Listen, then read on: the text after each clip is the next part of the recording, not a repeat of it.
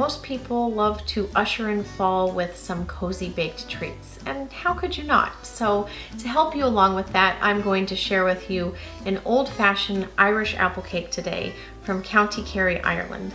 These are apples folded into a scone-like cake batter that's sprinkled with sugar on top and then baked, and then after slicing into it, drizzling it with a custard sauce. So today I'm going to share with you both the recipe for the cake as well as custard sauce, and tell you how apple cake used to be made in Ireland. So let's get started.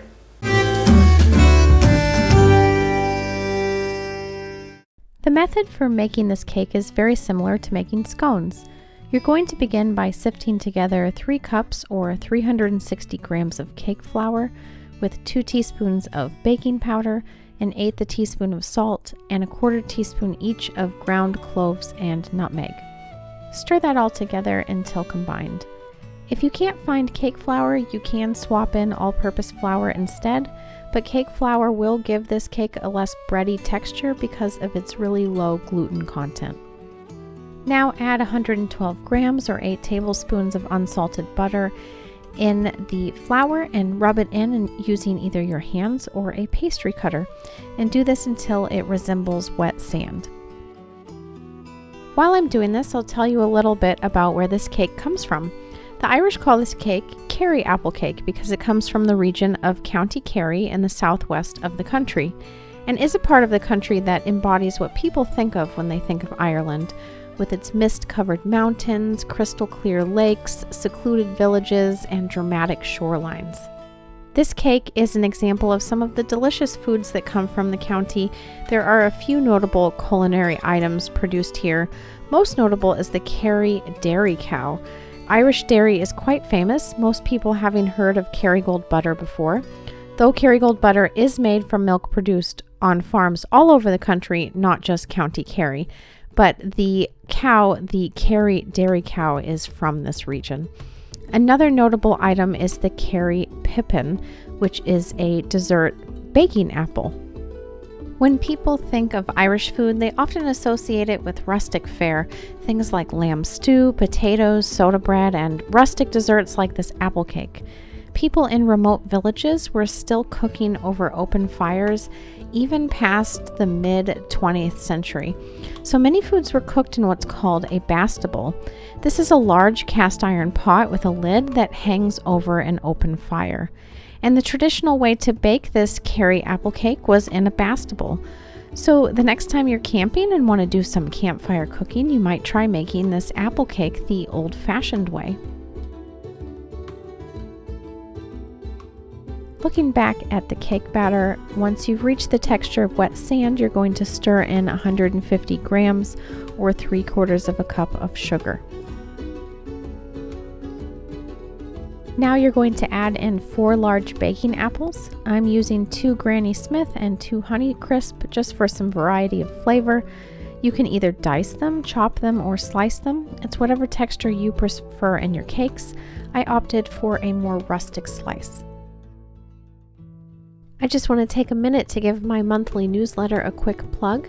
Every month I send out a newsletter exploring a European culinary topic. In August I talked about plums and how they're used throughout the European countries. In September I gave a tour of the cinnamon buns eaten around Europe. And in October it was all about the culinary delights from the region of Galicia, Spain. You can find a link directly below this video in the description box to sign up, and it is totally free. I hope you will do so. I haven't sent out my November newsletter yet. Now you're going to stir the apples through the butter flour mixture and just get it all completely coated before you add in the wet ingredients.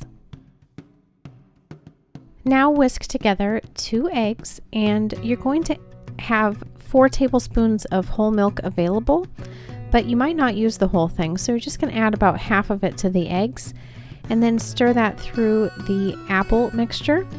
And if it seems a little bit dry, then add the rest of the milk until you have a sticky cake batter.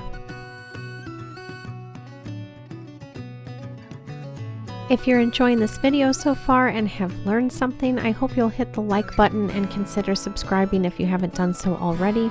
I put out videos with a European recipe from a different country each time, and I always give a little bit of background, history, and culture associated with each of the recipes. So if that's something that interests you, I hope you'll stick around for more videos like this one. Then you're going to pour the cake batter into a parchment-lined springform cake pan. This one is 9 inches. And then you're going to press all of the mixture down so that it's pretty even on the top.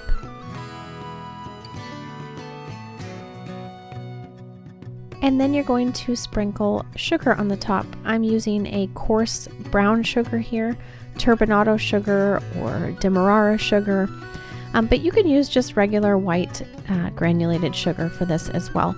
It's just to give it a sweet topping and maybe add a little bit of extra crunch if you can find the coarser sugars. Then you're going to bake it for 45 to 50 minutes in a 375 degree Fahrenheit or 190 degrees Celsius preheated oven. And you'll know it's done when it's golden across the top and you can stick a toothpick in it and it comes out clean. Then you're going to set that aside and let it cool for a bit while you make the custard. To a small saucepan, add a half a cup or 120 milliliters each of whole milk and heavy whipping cream. And in a separate bowl, whisk together 3 tablespoons of sugar with 3 egg yolks.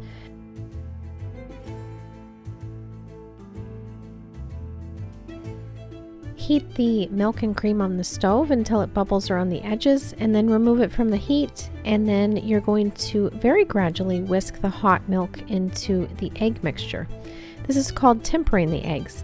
Slowly warming them helps to prevent them from curdling when you add all the rest of the hot liquid and then cook them on the stove. So just slowly drizzle them in a little stream and continue whisking while you do so. And I decided to just eventually just add the rest of the milk, and then I poured it back into the saucepan and transferred that to the stove to continue cooking it and to thicken it up into a custard. So when you have it back on the heat, you just continue whisking, and I have it on medium-low heat, and you're just going to wait for it to turn into a pudding-like consistency. You'll see some little bubbles, and when you can take a spoon out of it and it coats the back of the spoon and you trail your finger along it and it leaves a little path, that's how you know the custard is done. So then you're going to transfer it to a bowl and add a teaspoon of vanilla extract and whisk that in. And then you can pour it into a serving dish and remove your cake from the springform pan. And I highly recommend slicing this when it's still warm and serving it warm with the warm custard.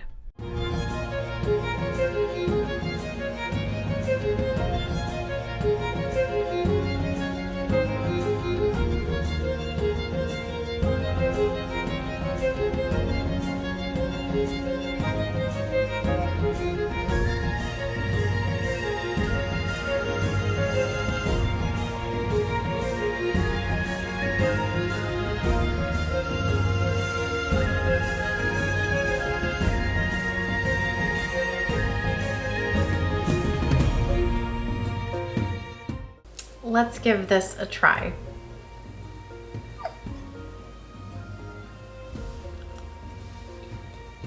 The cake has almost a scone-like texture to it, and you can kind of see that in how it's prepared. You rub the butter into the flour before adding any kind of moist, wet ingredients, just the same way that scones are made. And for this, I think the apple is the main flavor that you're getting, but I can also taste the nutmeg and the cloves in there. That's a perfect addition. Most apple desserts in the United States are cinnamon flavored, and so it's interesting to me that this apple cake has no cinnamon in it. It's just nutmeg and cloves, and I actually really like that pairing. It's really nice. And the custard is a perfect addition to it. You could definitely eat this without the custard, but it's such a perfect pairing. I would not skip that part. Well, I definitely recommend this as an addition to your fall baking, absolutely homey and perfect, so delicious. So highly recommend. And if you'd like another fall apple dessert, I highly recommend my English apple dappy. These are apple cinnamon rolls baked in a lemony syrup, and they're served warm, drizzled with custard as well. They're so delicious. I would not skip that recipe. So check out that video next, or you could also check out my Austrian apple strudel video, because who doesn't like strudel? Plus I show you a really cool dough technique in that video. And I will see you next time.